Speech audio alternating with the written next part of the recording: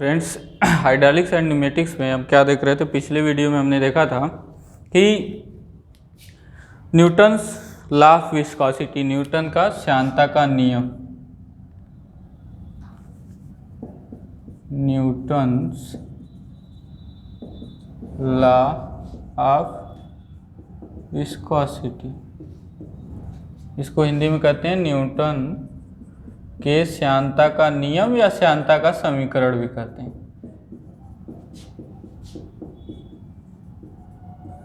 कि ये इसका मतलब क्या है कि जो शियर स्ट्रेस होता है, जो जब फ्लूइड फ्लो होता है तो जो शियर स्ट्रेस उत्पन्न होता है, इसी शियर स्ट्रेस के प्रभाव में बहता भी है फ्लूइड, ये भी कह सकते हैं आप। शियर स्ट्रेस लगाते हैं तो जो शियर स्ट्रेस होता है वो क्या होता है, म्यू आप कह सकते हैं du/dy, जो कि वेलोसिटी ग्रेडियंट है। इसको क्या बोलते हैं, वेग प्रवणता।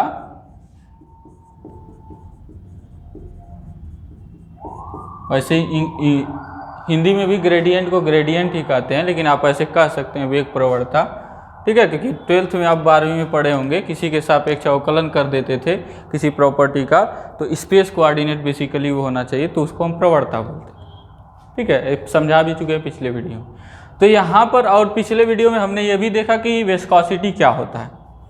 कि विस्कोसिटी वही चीज़ है कि ये रेजिस्ट करता है। जब फ्लूइड कोई बहता है तो उसको लेयर वाइज हम मान सकते हैं, ठीक है। मॉलिक्यूल्स का एक लेयर, पतला लेयर, बहुत पतला लेयर मानेंगे, जो हमारे इमेजिनेशन से बहुत है, मतलब बहुत पतला, एक पतला लेयर, फिर उसके बाद दूसरा पतला लेयर, तीसरा, तो कई लेयर से मान सकते हैं, ऐसे कई लेयर से बना हुआ।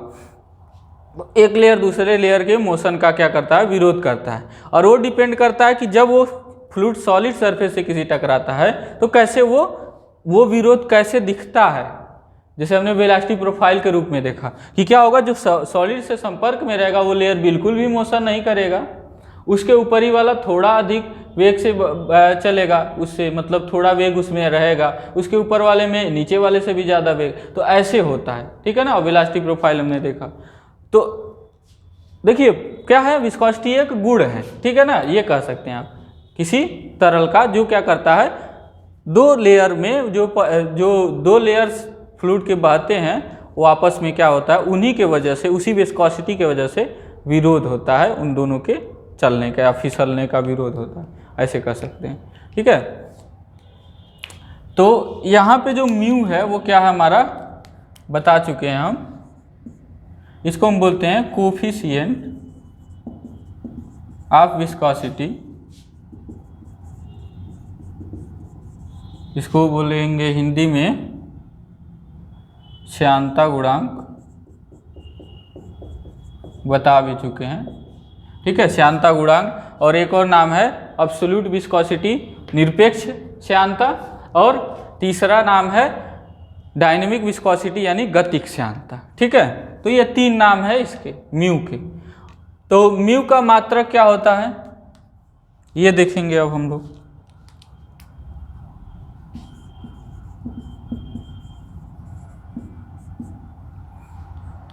और इस यहाँ से आप म्यू भी परिभाषित कर सकते हैं, ठीक है ना, कि एकांक वेग प्रवणता के लिए जो शियर स्ट्रेस लगाना पड़ता है, शियर स्ट्रेस के मान के बराबर जो होता है वो क्या कहलाता है, वेग कोफिशिएंट ऑफ विस्कोसिटी यानी कि विस्कोसिटी। नॉर्मली इसको विस्कोसिटी भी कहते हैं, नॉर्मली इसी को हम क्या कहते हैं, विस्कोसिटी भी कहते हैं म्यू को। कोफिशिएंट ऑफ विस्कोसिटी या फिर विस्कोसिटी या फिर एब्सोल्यूट विस्कोसिटी या फिर डायनेमिक विस्कोसिटी, तो इस चार नाम से कभी भी हम बुलाते हैं। तो यूनिट ऑफ म्यू देखते हैं, यानी म्यू का मात्रक क्या होगा। तो म्यू का मात्रक इधर देखा जाए तो यहाँ पे क्या होगा, देखिए म्यू का मात्रक देना है तो क्या करना पड़ेगा हमको, यहाँ पे लिख देते हैं τ/du/dy करना होगा। टाउ का क्या मात्रक होता है, न्यूटन पर मीटर स्क्वायर। इसका क्या मात्रक होगा, वेग का होगा मीटर पर सेकेंड, तो सेकेंड को नीचे लिख रहे हैं, और इसका क्या होगा, मीटर होगा, है ना, dy, क्योंकि ये दूरी है। तो यहाँ से ये कट गया, ये s का क्या होगा, ऊपर जाके गुणा होगा, क्योंकि इसका नीचे से ऊपर जाता है, तो न्यूटन सेकेंड प्रति मीटर स्क्वायर। यूनिट क्या होता है इसका, न्यूटन सेकेंड प्रति मीटर स्क्वायर होता है, ठीक है। या इसी को, क्योंकि न्यूटन मीटर स्क्वायर को हम पास्कल कहते हैं, हम लोग पढ़ चुके हैं, जो प्रेशर का यूनिट या फिर आप स्ट्रेस का यूनिट सेम ही है, प्रेशर को हम पास्कल कहते हैं, तो पास्कल सेकेंड, ठीक है। तो म्यू का क्या मात्रक है, न्यूटन सेकेंड पर मीटर स्क्वायर या फिर पास्कल सेकेंड, या फिर एक चीज़ और ये सभी MKS यूनिट में है। न्यूटन को हम क्या लिख सकते हैं, किलोग्राम, क्योंकि क्या होता है M × A होता है, न्यूटन क्या होता है M × A, M क्या होता है किलोग्राम, और ये क्या होता है त्वरण मीटर पर सेकेंड स्क्वायर, तो किलोग्राम मीटर पर सेकेंड स्क्वायर, यानी सेकेंड स्क्वायर नीचे आएगा, पर मतलब बट्टे होता है, तो किलोग्राम मीटर पर सेकेंड स्क्वायर और इंटू फिर से सेकेंड, ठीक है। और फिर मीटर स्क्वायर तो भी है, क्योंकि इसकी हम बात कर रहे हैं। न्यूटन का हो गया किलोग्राम मीटर पर सेकेंड स्क्वायर, और सेकेंड और मीटर है ही, तो इसको कर लिया। अब क्या हो गया, यहाँ से एक मीटर वाला कट गया, यहाँ से एक S कट गया, तो क्या हो गया किलोग्राम मीटर सेकेंड। तो ये 3 यूनिट होते हैं जो कि SI यूनिट आप कहेंगे। इसमें SI यूनिट में हमारे ये 3 यूनिट होते हैं। कौन कौन से, न्यूटन सेकेंड पर मीटर स्क्वायर, या फिर पास्कल सेकेंड, या फिर किलोग्राम पर मीटर सेकेंड, ठीक है। ये हमारा यूनिट हो गया SI में। MKS में क्या होता है, MKS में हमारा एक यूनिट होता है किलोग्राम फोर्स सेकेंड पर मीटर स्क्वायर, ठीक है, ये MKS में।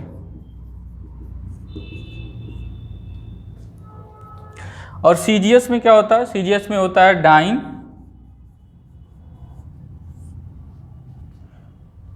जनरली आप इसको MKS या इससे हटा भी सकते हैं, आप यहाँ भी लिख सकते हैं SI और MKS, ये एक अलग ही टाइप का मात्रक है। ये हम क्या करते हैं, किलोग्राम को फोर्स में बदल लेते हैं, ठीक है, आप कहते हैं वैसे आप ले सकते हैं कि MKS ही मान के चलिए, ठीक है। तो डाइन, अब इसके बाद क्या हो रहा है, डाइन, क्योंकि न्यूटन का डाइन होगा सेकेंड पर सेंटीमीटर स्क्वायर, और इसी को हम लोग क्या कहते हैं, एक और नाम देते हैं पॉइज। क्या है, पॉइज। एक बहुत ही फेमस फिजिसिस्ट थे पॉइज़िली के नाम पर ये दिया गया है इसका यूनिट पॉइज, ठीक है, क्योंकि इन्होंने बहुत अधिक काम किया है फ्लूइड मैकेनिक्स पर, क्या है, बहुत अधिक, यानी कि विस्कस फ्लो होता है, जो कि बहुत ही सबसे कठिन टॉपिक माना जाता है फ्लूइड मैकेनिक्स का, विस्कस फ्लो, ठीक है। विस्कस फ्लो बहुत ही कठिन टॉपिक है, डायनेमिक्स ऑफ फ्लूइड मैकेनिक्स के आता है, तो इसको शुरुआत एक तरह से इन्होंने दिया था, बहुत काम किया था शुरुआती दौर में फ्लूइड मैकेनिक्स में विस्कस फ्लो को एनालाइज करने में, ठीक है। अब इसके बारे में आप लोग नहीं पढ़ेंगे, आगे जाएंगे तो पढ़ेंगे। तो डाइन सेकेंड पर सेंटीमीटर स्क्वायर या फिर पॉइज कहते हैं। अब तो कितने मात्रक हो गए, 1 2 3 4 5 6, एक और मात्रक हो गया इसमें CGS में, ये CGS है। CGS में एक और मात्रक क्या हो गया कि इस डाइन को हम लिख सकते हैं इसी के टर्म में, इसी के जैसे बिल्कुल, क्योंकि जब अलग अलग करेंगे तो बिल्कुल यही बनेगा। तो kg के जगह पर क्या बन जाएगा, ग्राम बन जाएगा, और मीटर के जगह सेंटीमीटर बन जाएगा, और सेकेंड हो जाएगा। तो ग्राम बटे सेंटीमीटर सेकेंड, ये भी एक क्या है, यूनिट है किसका, म्यू का, कोफिशिएंट ऑफ विस्कोसिटी का, या फिर विस्कोसिटी नॉर्मली आप कह सकते हैं। यही आप इससे भी विस्कोसिटी कह सकते हैं, इसे भी विस्कोसिटी ही कहते हैं, ठीक है। तो ये सभी एक जैसे हैं, यानी पॉइज में आते हैं, ठीक है। तो सामान्यतः आपको जब क्वेश्चन दिया रहता है तो वो उसमें जो म्यू का मान दिया रहता है, कोफिशिएंट ऑफ विस्कोसिटी या फिर डायरेक्ट विस्कोसिटी लिखा रहेगा, उसका मान जो होता है पॉइज में दिया होता है। तो पॉइज और इस SI यूनिट में एक रिलेशन बना लेते हैं, क्योंकि हम जो भी चीज़ें यूज करेंगे SI यूनिट में यूज करेंगे, तो पॉइज को हम बदलेंगे SI यूनिट में। तो कितना रिलेशन होता है, यहाँ पे हम किनारे देख लेते हैं। तो देखिए किलोग्राम, देखिए उसमें SI में है किलोग्राम मीटर सेकेंड, ठीक है, ये है ग्राम सेंटीमीटर सेकेंड। तो ग्राम को बदलेंगे जब, तो हम कितने से भाग करेंगे, 1000 से, ठीक है ना। तो 1000 से भाग कर देंगे तो ये क्या हो जाएगा, केजी में हो जाएगा, ठीक है ना। या फिर इस केजी को ही, इसी को ही हम क्या कर देते हैं, उसमें बदल देते हैं। चलिए इसको ही हम उसमें बदल देते हैं। तो हमारे पास 1 केजी मीटर पर सेकेंड है, इसको हम बदल रहे हैं ग्राम सेंटीमीटर सेकेंड में। तो केजी को बदलेंगे तो 1 केजी कितना हो जाएगा, 1000 ग्राम हो जाएगा, 1000 ग्राम हो जाएगा। और मीटर को किस में बदलेंगे, सेंटीमीटर में। तो 1 मीटर कितना होता है, 100 सेंटीमीटर। और सेकेंड तो सेकेंड में ही रहेगा। तो अब देखिए 100 से 1 कट जाएगा तो कितना हुआ, 10। तो 10 ग्राम सेंटीमीटर सेकेंड। 1 केजी पर मीटर सेकेंड 10 ग्राम पर सेंटीमीटर सेकेंड में हुआ, ठीक है। ओ सॉरी, दिखा ही नहीं।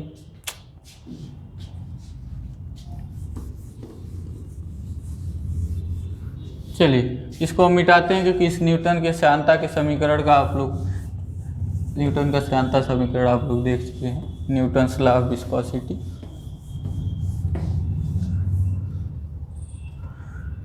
तो अब बात कर रहे थे 1 केजी मीटर सेकेंड की बात कर रहे थे। तो इसको जब ग्राम में बदलेंगे तो 1000 ग्राम हो जाएगा, क्योंकि इसमें होता ही है 100 सेंटीमीटर हो जाएगा सेकेंड। सेकेंड में ये कटेगा तो कितना हो जाएगा, 10 ग्राम पर सेंटीमीटर सेकेंड। यानी कि एक जो पास्कल सेकेंड, इसी को हम क्या कह सकते हैं, और पास्कल सेकेंड, या फिर कह सकते हैं न्यूटन सेकेंड पर मीटर स्क्वायर जो होता है 1 पास्कल सेकेंड, वो बराबर होता है 10 पाइज के। किसके बराबर होता है, 10 पाइज के बराबर होता है। पाइज कहते हैं इसको। यानी 1 पाइज किसके बराबर होगा, 1/10 पास्कल सेकेंड के बराबर होगा। तो ये आप लोग याद रखेंगे, ये बहुत ही इंपॉर्टेंट कन्वर्जन है यूनिट का, ये यूज होगा, ठीक है ना। तो पाइज में दिया रहेगा, उसमें क्या करेंगे, 10 से और डिवाइड कर देंगे तो किस में बदल जाएगा, पास्कल सेकेंड में बदल जाएगा, ठीक है।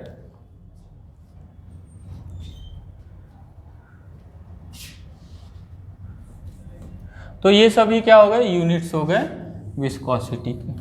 अब कुछ और चीजें जान लेते हैं हम लोग अच्छे से।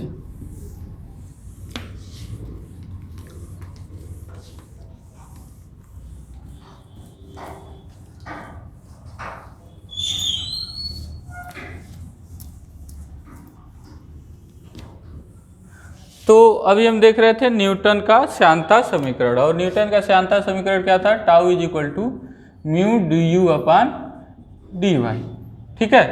तो जो फ्लूइड इस नियम का पालन करते हैं, न्यूटन के श्यानता नियम का, यानी न्यूटन्स लॉ ऑफ विस्कोसिटी का, जो फ्लूइड इसका पालन करते हैं उनको हम कहते हैं न्यूटोनियन फ्लूइड। उनको हम क्या बोलते हैं, न्यूटोनियन फ्लूइड बोलते हैं, ठीक है, न्यूटोनियन तरल बोलते हैं। और इसके एग्जाम्पल जैसे क्या है, एयर हो गया, पानी हो गया, ठीक है, मरकरी हो गया, कुछ ऑयल्स हो गए, स्पेसिफिक ऑयल्स हो गए, ठीक है। ये सब क्या कर रहे हैं, न्यूटन के श्यानता के नियम का पालन करते हैं, ठीक है। और जो फ्लूइड इसके नियम का पालन नहीं करते, यानी कुछ इस तरह से होते हैं, mu d u upon d y के पावर n के फॉर्म में होते हैं, ठीक है। और यहाँ पे n 1 के बराबर नहीं होगा, इससे हट के कुछ भी हो सकता है। तो इन सब को कहते हैं नॉन न्यूटोनियन फ्लूइड। इसीलिए हम कह रहे थे कि एक घात पर जो रेट ऑफ शियर स्ट्रेन या वेलोसिटी ग्रेडियंट होगा उसके लीनियरली प्रोपोर्शनल होता है, यानी कि रैखिक समानुपाती होता है, रैखिक रूप से समानुपाती होता है। लीनियर मतलब एक घात समानुपाती। नॉन न्यूटोनियन फ्लूइड कहते हैं इनको। और जो स्पेशल फील्ड में इनका अध्ययन किया जाता है उस ब्रांच को या फील्ड ऑफ स्टडी को हम लोग बोलते हैं रियोलॉजी। क्या कहते हैं, रियोलॉजी कहते हैं। सभी आप लोगों की जानकारी के लिए, आपके सिलेबस में इतना ज़्यादा नहीं है, ठीक है। आपको इतना ज़्यादा नहीं लिखना होगा आपको एग्जाम में, या फिर बस ये आपको जानकारी के लिए सारी चीज़ें बताई जा रही हैं और कंपटीशन के पॉइंट ऑफ व्यू से बताई जा रही हैं कि जब आपके सामने अगर कंपटीशन में आएंगे क्वेश्चन तो आप कर पाएंगे। ठीक है, तो ये रियोलॉजी में आता है। नॉन न्यूटोनियन फ्लूइड का अध्ययन जिनमें किया जाता है वो ब्रांच, स्पेशल ब्रांच है, उसको हम क्या बोलते हैं? रियोलॉजी बोलते हैं। ठीक है, चलिए, तो अभी एक चीज और कि जो ये न्यूटन का श्यानता नियम होता है, यानी न्यूटन्स लॉ ऑफ विस्कोसिटी जो होता है, ये फ्लूइड के लिए है। तो सॉलिड्स के केस में ये किसके इक्विवेलेंट होता है? इक्विवेलेंट मतलब समतुल्य होता है। आप कह सकते हैं किसके समतुल्य होता है? हुक्स लॉ के, हुक के नियम से, नियम के समतुल्य होता है। जैसे क्या कि वहां पर क्या होता था, हमारा एक शियर स्ट्रेस अगर आया तो यहाँ पे आता था जी और थीटा आता था। ठीक है, जी थीटा या फिर डेल्टा जो भी आता था, rate of shear, rate of नहीं आता था, शियर स्ट्रेन आता था, या एंगुलर डिफॉर्मेशन, शियर स्ट्रेन लिखते थे नॉर्मली, इसको लिखते थे थीटा इंटू जी इंटू आप गामा लिखते होंगे, या शियर स्ट्रेन को ऐसे ही यहाँ गामा लिखते होंगे, या फिर डेल्टा एक्स अपान एल था। ठीक है, ऐसे कुछ भी लिखते होंगे। तो देखा जाए तो बिल्कुल उसी के समानुपाती है। ठीक है ना, उसी के जैसा है कि यहाँ पे एंगुलर डिफॉर्मेशन केवल है, यहाँ पे रेट ऑफ एंगुलर डिफॉर्मेशन, आप कह सकते हैं थीटा यहाँ पे रेट ऑफ एंगुलर डिफॉर्मेशन है। ठीक है, और समानुपाती दोनों है, एक ही घात के समानुपाती है, इस पर भी एक घात, इस पर भी एक घात, और एक कांस्टेंट है यहाँ पर भी, यहाँ पर भी। तो इसको बोलते हैं हुक्स लॉ के समतुल्य होता है। ठीक है, इक्विवेलेंट मतलब समतुल्य, हिंदी क्या होता है? समतुल्य।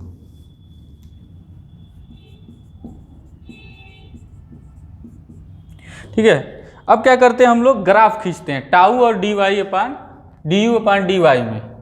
एक क्या करते हैं? ग्राफ खींचते हैं।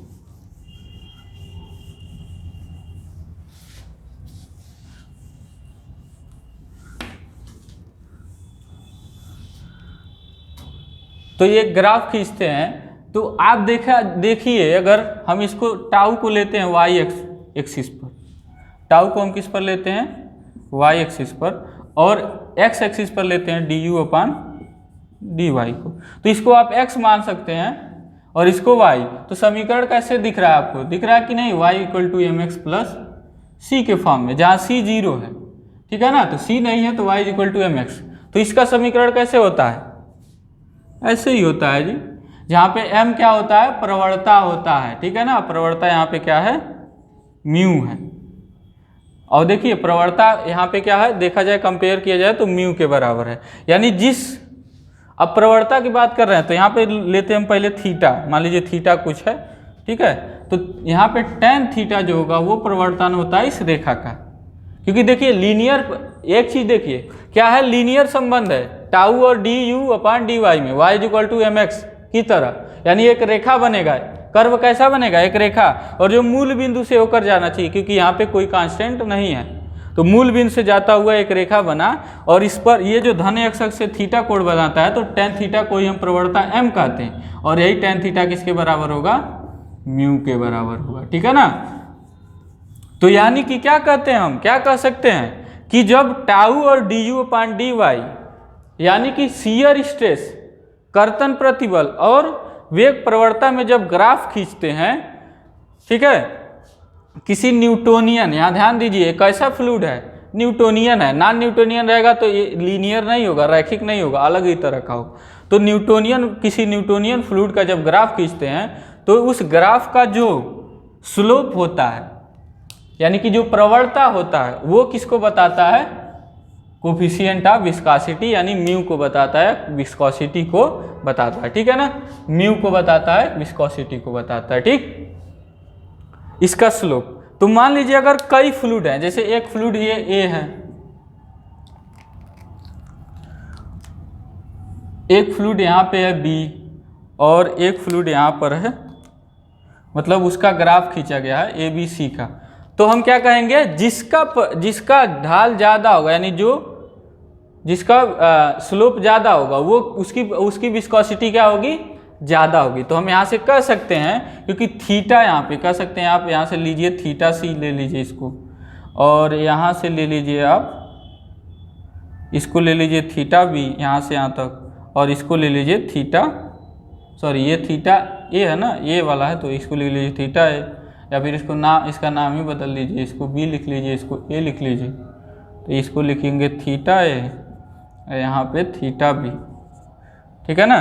तो चूंकि थीटा सी जो है ज़्यादा है थीटा बी से, और उससे भी ज़्यादा है और वो भी ज़्यादा है थीटा ए से, तो इस तरह से हम कह सकते हैं टेन थीटा सी भी ये ज़्यादा होंगे, तो इस तरह से म्यू सी यानी सी वाला जो फ्लूइड है उसकी विस्कोसिटी यानी कि विस्कोसिटी मतलब क्या होता है उसको श्यानता जो होगा वो ज़्यादा होगा सी वाले का बी वाले से, और बी वाले का ज़्यादा होगा ए वाले से, या फिर कह सकते हैं सबसे ज़्यादा जो है सी वाले का श्यानता है, उससे कम बी वाले का, उससे कम ए वाले का। तो इस तरह से ग्राफ से भी हम बता सकते हैं कि इसका श्यानता ज़्यादा है। तो इस तरह से आपके कंपटीशन में अगर पूछता है तो ऐसे ग्राफ दे देता है और कहता है कि बताइए कि इन सब फ्लूइड में ए बी सी हमने बता दिया, अब बताइए किसका जो है विस्कोसिटी ज़्यादा होगा। तो आप देख के बता सकते हैं कि सी का ज़्यादा होगा, किसका कम होगा, ए का होगा, सबसे कम एक किसका होगा, ए का होगा, ठीक है।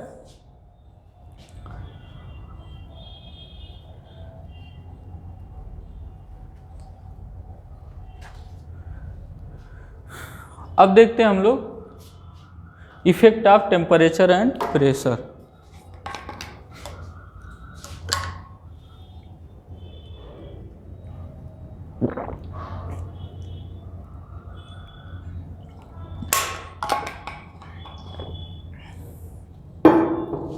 अब विस्कोसिटी पर तापमान और दाब का क्या प्रभाव पड़ता है।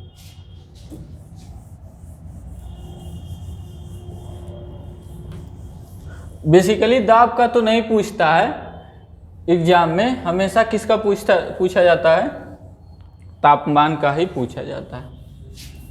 तापमान बढ़ाने पर किसके मतलब विस्कोसिटी में क्या प्रभाव पड़ता है, यानी म्यू में क्या प्रभाव पड़ेगा इसी चीज़ की, क्योंकि यही मेजर होता है। म्यू का मान जितना ही ज़्यादा होगा उतना ही विस्कोसिटी का गुण किसी फ्लूइड में ज़्यादा होगा।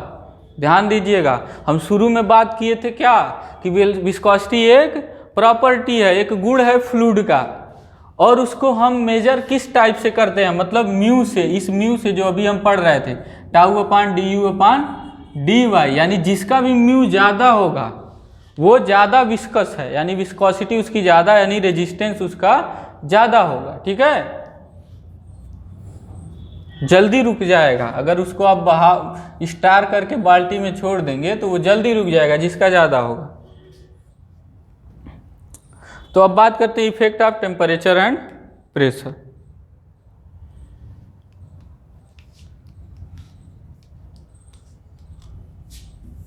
तो सबसे पहले जान लेते हैं कि देखिए यहाँ पे जो म्यू का मान होता है वो लिक्विड में अलग तरह से वेरी करता है, ठीक है, और गैसेज में अलग तरह के। लिक्विड्स में अलग रूल रहेगा, गैसेज में हमारा अलग रूल रहेगा। लिक्विड्स में अलग, गैसेज में अलग। क्या? क्योंकि लिक्विड्स में जो विस्कोसिटी प्रॉपर्टी है एक्चुअल में, उसका जो मॉलिक्यूलर रीजन है या फिर कह सकते हैं बेसिक रीजन है, वो क्या है, इंटरमॉलिक्यूलर फोर्स ऑफ अट्रैक्शन।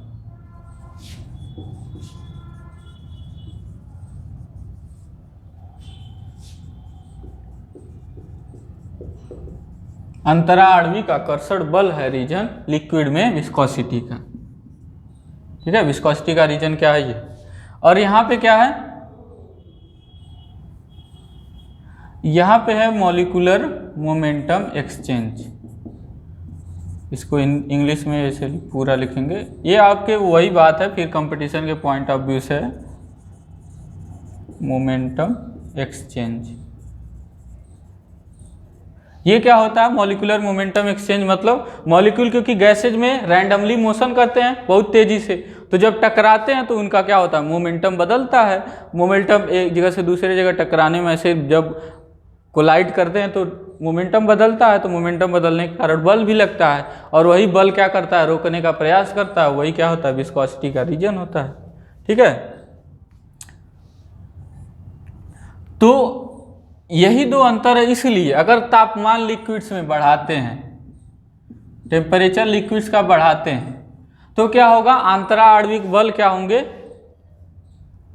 कम होंगे, क्योंकि अंतराआण्विक बल का मान कम होगा, क्योंकि तापमान बढ़ाने पर मॉलिक्यूल क्या होंगे, दूर दूर जाएंगे, अणु क्या हो जाएंगे, दूर दूर जाएंगे, और जब मॉलिक्यूल दूर दूर जाएंगे तो इंटरमॉलिक्यूलर फोर्स ऑफ अट्रैक्शन कम होगा, तो विस्कोसिटी का मान क्या हो जाता है, घट जाता है। तो इसलिए तापमान बढ़ाने पर लिक्विड्स में विस्कोसिटी घटता है। ठीक है, और इनमें तापमान अगर बढ़ाया जाए तो विस्कोसिटी पर क्या प्रभाव पड़ता है, देखिए अब यहाँ पे पता है कि तापमान बढ़ाते हैं जैसे ही गैसेज में, वैसे ही उनके मॉलिक्यूल में मोशन और ज़्यादा बढ़ जाता है, क्योंकि हम लोग जानते हैं काइनेटिक थ्योरी ऑफ गैसेज से कि जो एवरेज काइनेटिक एनर्जी होते हैं मॉलिक्यूल्स का, वही एक तरह से मेजर होता है टेम्परेचर का। तो जैसे टेम्परेचर बढ़ा है, मॉलिक्यूल्स का काइनेटिक एनर्जी बढ़ा रहे हैं, एवरेज काइनेटिक एनर्जी, और जब काइनेटिक एनर्जी आप बढ़ा रहे हैं, यानी कि उनके क्या कर रहे हैं, मोशन को और वेग को और बढ़ा रहे हैं, तो उस कंडीशन में जो मॉलिक्यूलर मोमेंटम एक्सचेंज होता है वो और बढ़ जाता है, उसका मान और बढ़ जाता है।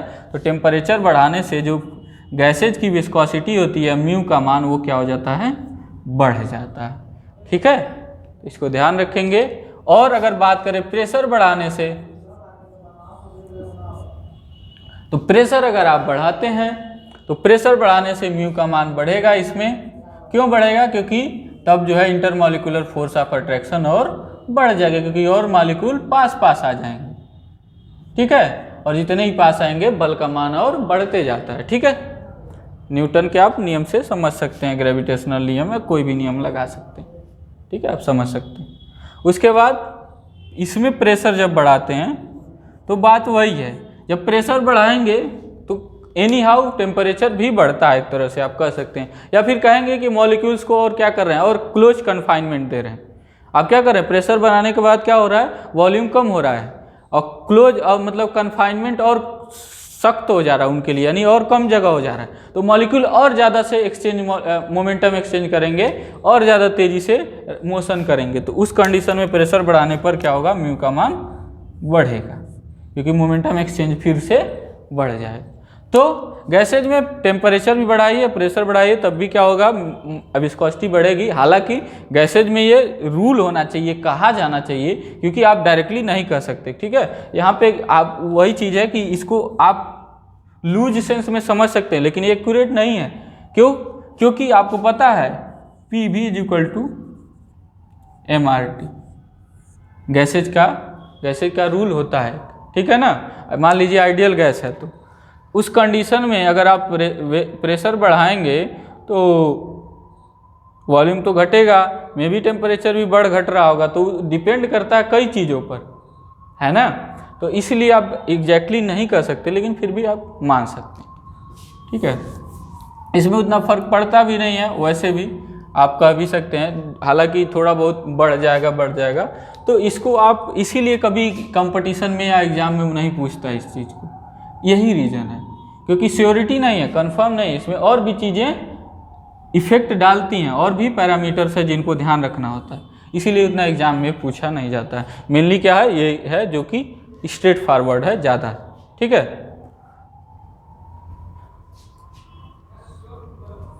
इसके बाद हम लोग देखते हैं एक और प्रॉपर्टी, काइनेमेटिक विस्कोसिटी। क्या देखेंगे,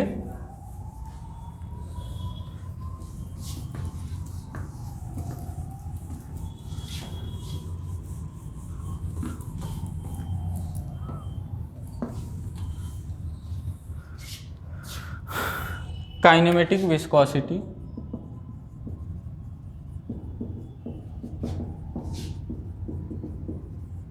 शुद्ध गतिक श्यानता, हिंदी में क्या कहते हैं, शुद्ध गतिक श्यानता। ये उसी का एक रूप है, एक दूसरे फॉर्म में जब इसको डिनोट करते हैं। हालांकि इसका फिजिकल मीनिंग भी बहुत कुछ है, लेकिन अब यहाँ ज़्यादा डीप नहीं जाएंगे, बस यहाँ आपके सिलेबस की बात करते हैं। तो ये जो होता है इसको न्यू से प्रदर्शित करते हैं। ये क्या होता है, किसी फ्लूइड के एब्सोल्यूट विस्कोसिटी और उसके घनत्व का अनुपात होता है। ठीक है, यानी म्यू और रो का अनुपात होता है। तो म्यू अपान रो क्या कह सकते हैं डिफिनीशन के रूप में कि किसी भी फ्लूइड का जो काइनेमेटिक विस्कोसिटी होता है यानी शुद्ध गति की श्यानता जो होता है वो उस फ्लूइड के एब्सोल्यूट विस्कोसिटी या कोफिशिएंट ऑफ विस्कोसिटी और उस फ्लूइड के घनत्व का अनुपात होता है। इसको क्या कहते हैं काइनेमेटिक विस्कोसिटी। डिफिनीशन के रूप में आप ऐसे लिख सकते हैं। फार्मूला ये हो गया। अब इसके यूनिट की बात करें, यूनिट ऑफ न्यू, इसको न्यू से डिनोट करते हैं। न्यू आप लोग जानते होंगे।